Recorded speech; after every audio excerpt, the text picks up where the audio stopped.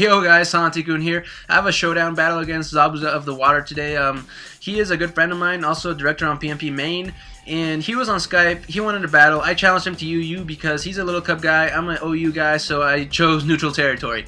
So I have a team that just abuses U-turn with Mienshao, Victini, Crobat, and Gligar. You know, a lot of predictions. This team is a little bit frail, but you know, I do have a physical wall in Gligar and a special one in Snorlax, and I have a bulky Crobat with max HP, max speed, E-Belt Raikou, E-Belt Mienshao just for the fun of it. You know, it's kind of fun to use. It's not even good, but whatever. And I have a Choice Scarf Victini. Now his team has a lot of mons that use support and setup moves, so I definitely have to watch out for that because my team does not like rocks too much, especially Victini and Crobat. So yeah, I had to watch out for that. And also the Shelgon with a Violet can be quite bulky, and I had to just whittle it down little by little. So I'm gonna stop talking and get right into this battle.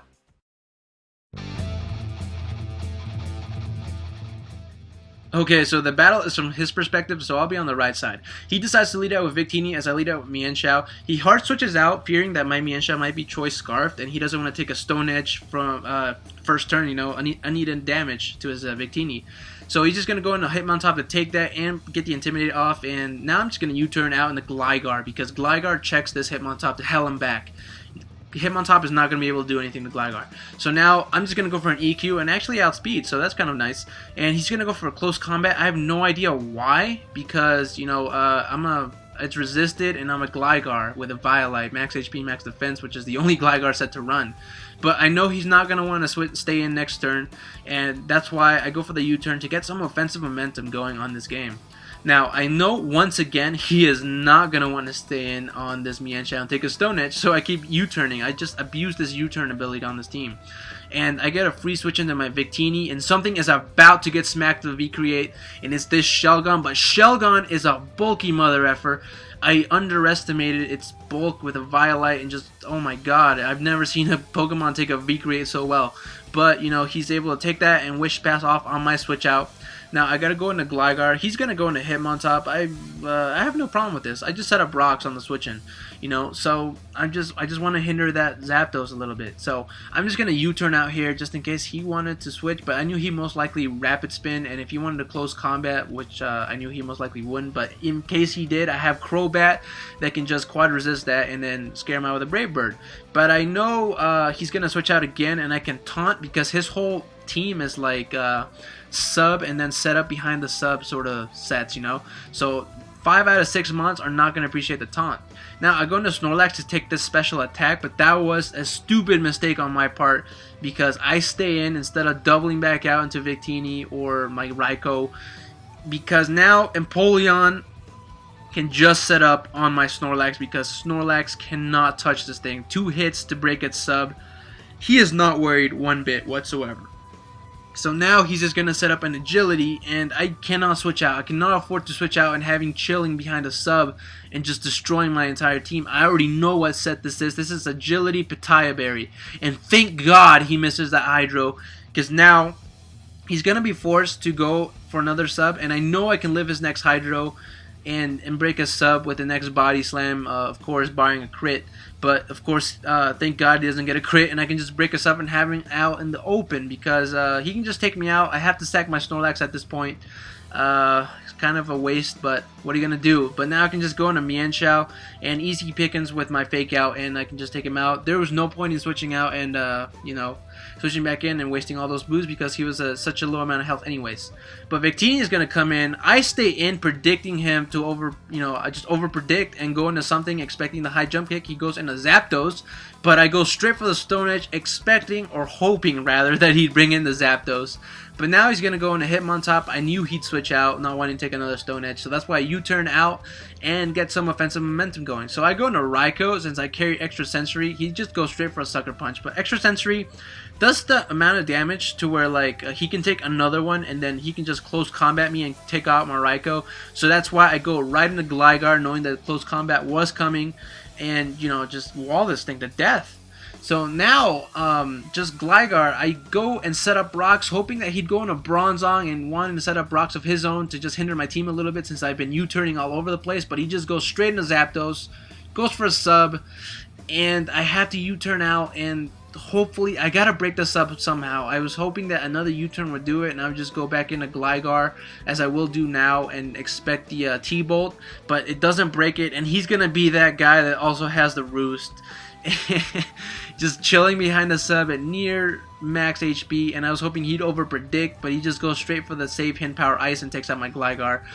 Now I have to go into Zhao, and I gotta go for the fake out, but I know he most likely will just sub down, expecting a Stone Miss or something like that, and expecting that high jump kick wouldn't take it out, but high jump kick isn't enough to take out a sub. He's gonna go for a Charge Beam, which is I would have just kept subbing down in my opinion, but I think he saw the he would eventually lose that battle maybe, but I take that Charge Beam and I just take it out with a Zapdos with a Stone Edge. But Hitmontop is going to come in here, and I thought even with the attack drop I'd be able to KO this Hitmontop, but that is not the case. He lives with 2%. Oh my god. But anyways, I'm just going to U-turn out on his switch in. If he stayed in, he died. If he switched out, I could just get offensive momentum going. So now I went straight for the Brave Bird, trying to whittle that Shelgon down, expecting him to expect the taunt again and just go straight for an attacking move and hit my Crobat. But no, he just goes straight into Bronzong, which I didn't want. And I thought he'd go for a Gyro, honestly, here, so that's why I went to Victini. But he goes for an Earthquake, and I take some unnecessary damage that I shouldn't have taken. I know he's going to switch out. I'm just going to go for a U-turn. Keep that offensive momentum. I'm going to go into Zhao. I know he has to Protect because he has Wish, because this is Wish Protect Shelgon set. Now, unfortunately for him, I do get a crit. I don't know if that mattered or not, but I took out that bulky motherfucker. Finally, you know. And now I go into bulky Crobat, expecting the Recreate or whatever from his Victini. I knew it was most likely would be the Recreate. I knew I could take one, and after the defense and the speed drop, he doesn't want to stay in on Crobat. He goes into Bronzong expecting the Brave Bird, but I know he's going to switch out, so that's why I go straight for the Roost. And yeah, so I'm going to taunt again because I do not want Rocks Up. My Victini already took damage from the previous Earthquake, and I don't want it taking any more unnecessary hits. So I'm going to U-turn out into Mienshao here. I know I can take any of these hits, like the Earthquake. He's probably expecting the Victini again. But, you know, I'm just going to go for the Fake Out just in case he wanted to go for Protect if he carried that on Bronzong as well. But now I'm going to go for the high jump kick and whittle this thing down because I cannot have this thing chilling. This is impeding my victory here. So now I can just go straight into Victini. I'm going to go for a Bolt Strike. I didn't go for the U-turn even though the Death Fodder move was extremely obvious because I wanted to bait him coming in with his Victini and locking himself into a move.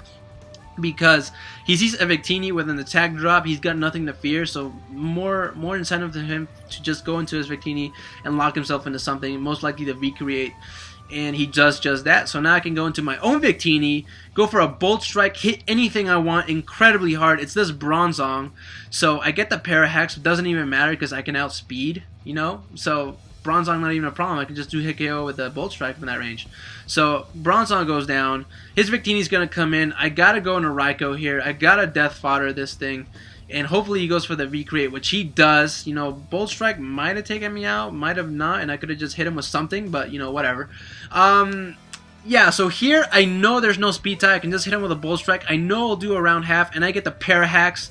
Very nice. I know I can take one of his own V-Creates, and this is GG, assuming that I don't miss Bolt Strike. But guess what, people? This happens.